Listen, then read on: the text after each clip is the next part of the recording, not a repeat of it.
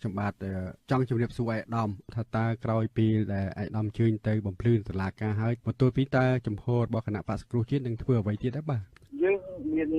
គោលចំហដដែលគឺយើងនៅតែបន្តការតស៊ូមតិទាមទារឲ្យមានការបោះឆ្នោតឡើងវិញនេះជាជំហានទី2ដែលជាយុទ្ធសាស្ត្ររបស់គណៈបក្សសង្គ្រោះជាតិដែលយើងត្រូវបន្តធ្វើដែរហើយវិធីដែលយើងធ្វើនោះវាមានច្រើនយ៉ាងហើយឥឡូវនេះសភាពការដែលយើងឃើញអំពើហិង្សាកើតមានថ្មីនេះទៅលើកម្មករយ៉ាងខ្លាំងក្លាគឺយើងធ្វើការតស៊ូមតិដោយការទូតជាសំខាន់ក្នុងពេលឥឡូវនេះហើយនយោបាយការទូតនេះយើងឃើញថាកំពុងតែមានប្រសិទ្ធភាពពីព្រោះអីសហគមន៍អន្តរជាតិគឺកំពុងតែផ្ដោតមើលប្រទេសកម្ពុជាយ៉ាងច្រើនដោយសារសមត្ថកិច្ចរដ្ឋាភិបាលលោកហ៊ុនសែននឹងបានប្រើអំពើឃោរឃៅនេះជាយុទ្ធសាស្ត្រដែលយើងធ្វើឡើងបាទហើយដំតើនឹងមានការជួបចរចារវាងក្រុមការងារឬក៏ការជួបចរចាអ្វីមួយរវាងតំណាងគណៈបក្សសង្គ្រោះជាតិនិងគណៈបកប្រជាជនកម្ពុជាដែរបាទយើងមានតែងតាំងនៅតំណែងរវាងគណៈបកទាំងពីរគឺខាងគណៈបកសង្គ្រោះជាតិគឺលោកគួយបរឿនហើយខាងគណៈបកប្រជាជនគឺលោកព្រំសកាគឺយើងបានតែងតាំងយូរណាស់ហើយអ្នកទាំងពីរហ្នឹងតែងតែមានពេលខ្លះគឺមានឯកសាររបស់ប្រោគ្នា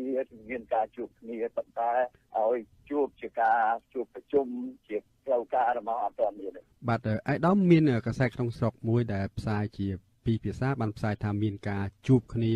ជាសម្ងាត់ឬក៏ក្រៅផ្លូវការរវាងក្រុមការងារឬក្រុមតំណែងផ្សេងហើយមានការត្រូវគ្នារវាងគណៈបក្សសង្គ្រោះជាតិនិងគណៈបកប្រជាជននឹង80%លើគោលការណ៍អ្វីដែលចង់ជជែកនេះនោះហើយតែឧត្តមអាចបំភ្លឺយ៉ាងម៉េចដែរបាទទី1គឺយើងដូចខ្ញុំជំរាបជូនអត់មានអ្នកណាជួបជាផ្លូវការអត់មានអ្នកណាជួបគ្នាដោយមានការព្រមព្រៀងគ្នាអីណាមួយទេក្រុមការងារហ្នឹងគ្រាន់តែបង្ហាញឲ្យឯកសារគ្នាទៅវិញទៅមកគឺមិនបានអង្គុយជជែកគ្នាជារបៀបវរៈអីយកមកចែកអត់មានទេគ្រាន់តែមានការជួបគ្នាដោយហុចឯកសារគ្នាគឺមានកន្លងមកហើយការព្រមព្រៀងគ្នាលើចំណុចណាមួយគឺអត់មានទាំងអស់គឺអ្នកដែលថាបានកសែតថាជួបគ្នាព្រមព្រៀងគ្នា80%អីហ្នឹងគឺខុសឆ្លាស់ទុយការពិតប្រាកដមានព្រមព្រៀងលើចំណុចណាទាំងអស់ព្រោះអត់ទាន់មានជួបគ្នាជាផ្លូវការណាមួយឡើយបាទឯកឧត្តមមើលតើខាងគណៈបកសង្គ្រោះជាតិនិងអ្នកដឹកនាំនេះបានជួបជាមួយនឹងលោកសូរិយាសុបឌីអ្នករាយការណ៍ពិសេសនៃឧត្តមស្នងការអង្គការសហប្រជាជាតិទទួលបន្ទុកសិទ្ធិមនុស្សនៅកម្ពុជាហើយឬនៅបាទខ្ញុំជាមួយលោកសំរងស៊ីនិងបករីពីអ្នកទៀតបានជួបជាមួយលោកសូរិយាសុបឌីនៅពេលនេះថ្ងៃស្ទើរហ្នឹងគឺបានជួបហើយគេបានចែកកិច្ចការនយោបាយជាប់គាំងយើងចែកពីបញ្ហាពើហិង្សាសម្រុកសិទ្ធិមនុស្សនៅប្រទេសកម្ពុជាបាទឯកឧត្តម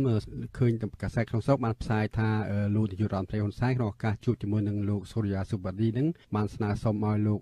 សុបឌីនឹងធ្វើជាមេដណ្ដើកឬក៏ផ្ដាំផ្ញើពាក្យមកគណៈបក្សសង្គ្រោះជាតិថាចង់ឲ្យជំរុញឲ្យគណៈបក្សសង្គ្រោះជាតិចូលប្រជុំសភានិងសូមអញ្ជើញលោកសុបឌីជាអាជ្ញាកណ្ដាលតែឯកឧត្តមជួយយ៉ាងម៉េចដែរបាទធម្មតាទេការជួបរបស់អង្គការសហជាតិឬខាងខ្ញុំខាងគណៈបក្សសង្គ្រោះជាតិក៏ដូចមិនខុសអីពីខាងគណៈបក្សផ្សេងទេតែស្វែងរកឲ្យអ្នកដែលមានឥទ្ធិពលដូចជាអង្គការសហជាតិចង់ជួយដោះស្រាយបញ្ហាខ្មែរប៉ុន្តែសួរថាតើសុឆន្ទៈនៃគណៈបព្វជិជនឬលោកហ៊ុនសែនចង់ឲ្យលោកសុបឌីនឹងដោះស្រាយដើម្បី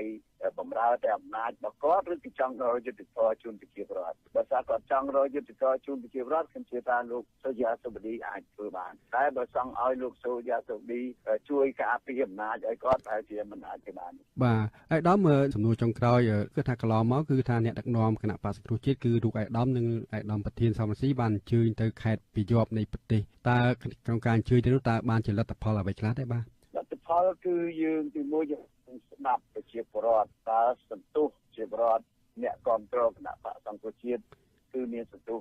ចុកខ្សោយឬក៏ខ្លាំងឡើងទៀតគឺគាត់ចង់បានអីទី2យើងបានបង្ហាញនូវគោល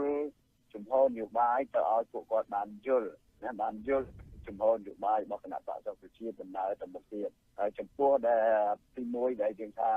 យើងស្ដាប់ប្រជាពលរដ្ឋឃើញថាប្រជាពលរដ្ឋនៅតែមុតគឺទាមទារឲ្យខាតទៅតែមានការផ្លាស់ប្ដូរនៅប្រទេសកម្ពុជាហើយយើងទីនឹងចំហរបស់គណៈបក្សសង្គ្រោះជាតិ អាដាមអរគុណច្រើនបាទអាដាមជំរាបលាបាទ